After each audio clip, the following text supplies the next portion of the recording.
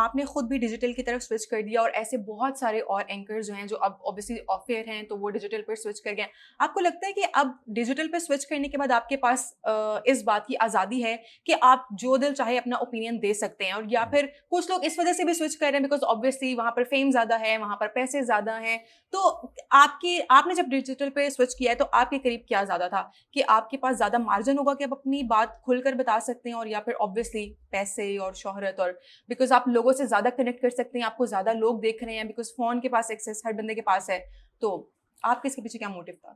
یہ ساری وجوہات ایک طرح سے تھیں. جب میں آیا ڈیجیٹل میڈیا کی طرف, ایک پلیٹ فارم تھا دیکھو سنو جانو, بلکہ ہے پاکستان کا سب سے اچھا پلیٹ فارم ہے ہسٹری کے لیے اور پرسنالٹیز کے بارے میں جاننے کے لیے.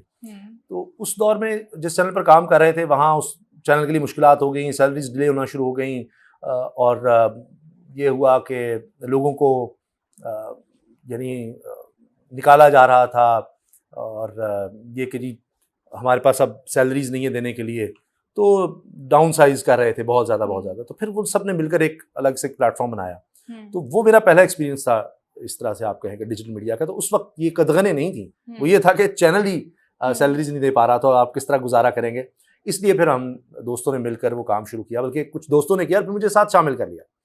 لیکن وہ پلیٹ فارم اس طرح میچور ہوتے ہیں کہ سب کے لیے کچھ ارننگ کا باعث بن سکے, نہیں ہو سکا. تو پھر میں کرنٹ افیئرس کی طرف الگ سے چینل میں نے بنا لیا, اور بہت سے کوئی دوست احباب تھے, انہوں نے کہا فیوچر اس کا ہے.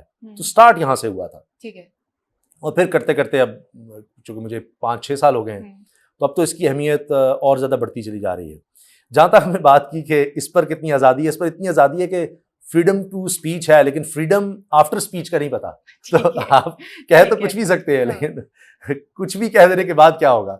تو چونکہ نیوز کی ٹریننگ اتنی رہی, تو پیمرا لاز کے خلاف کبھی بھی میں کوئی بات نہیں کر سکا, نہ کہیں کرنے کی ضرورت بھی نہیں پڑی. تو وہ جو ٹریننگ تھی وہ میری شاید یہاں کام آ رہی ہے. تو میں کوئی ایسی بات کرتا ہی نہیں ہوں. یوٹیوب کی اپنی بھی پالیسیز ایسی ہیں کہ آپ کوئی نفرت کی بات نہیں کر سکتے, کسی حد تک ایک حد سے زیادہ نہیں جا سکتے. تو وہ اب الحمدللہ اتنے عرصے میں تھوڑا بہت سیکھ رہے ہیں کہ کیا بات کس حد تک کہی جا سکتی ہے, کس حد تک نہیں. تو اس کے اندر رہ کر ہم بات کر لیتے ہیں. ٹھیک ہے. اسامہ خود کس پارٹی کو سپورٹ کرتے ہیں, اور اگر کسی اور پارٹی کے بارے میں کوئی بات کرتے ہیں اور اگر انہوں نے کہہ دیا کہ یہ بات نہیں کرنی اور آپ نے وہ کر دی ہے, یہ کہا گیا ہے, تو اس کے اوپر کتنا نقصان اٹھانا پڑا ہے؟ مشکلات تو پھر ہوتی ہیں, ظاہر ہے کہ آپ اس لسٹ میں آ جاتے ہیں. دیکھیے, ایک صحافی کے طور پر آپ کی کوئی بھی پارٹی فیوریٹ ہونی ہی نہیں چاہیے. البتہ یہ ہے کہ صحافت کا بنیادی مقصد یہ ہے کہ جو صاحب اقتدار ہوں ان سے سوال کیا جائے. ٹھیک ہے. تو اس لحاظ سے اگر آپ کہیں گے تو پھر جو اپوزیشن ہوگا, تو صحافت تو پھر نام ہی اپوزیشن کا ہے. بالکل ایسے. تو لیکن کوئی بھی پارٹی کوئی غلط کام کر رہی ہے تو آپ کو اس سے سوال کرنا چاہیے. صحافت کا بیسیکلی کام یہ ہے کہ طاقتور کا احتساب کیا جائے, لوگوں تک صحیح انفارمیشن پہنچائی جائے, صحیح خبر پہنچائی جائے, وہ کوئی بھی خبر ہے کسی بھی لحاظ سے ہے.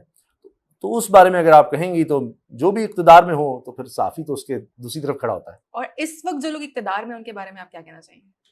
بس وہ اقتدار میں بٹھا دیے گئے ہیں, انہوں نے بہت غلط کیا ہے کہ اس طرح سے آ گئے.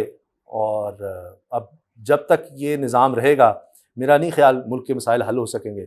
اس کی بنیادی وجہ یہی ہوگی کہ لوگ آپ کے ساتھ نہیں ہیں. جب لوگ آپ کے ساتھ نہیں ہوتے تو آپ کے اندر صلاحیت نہیں ہوتی کہ آپ کچھ بڑے فیصلے لے سکیں.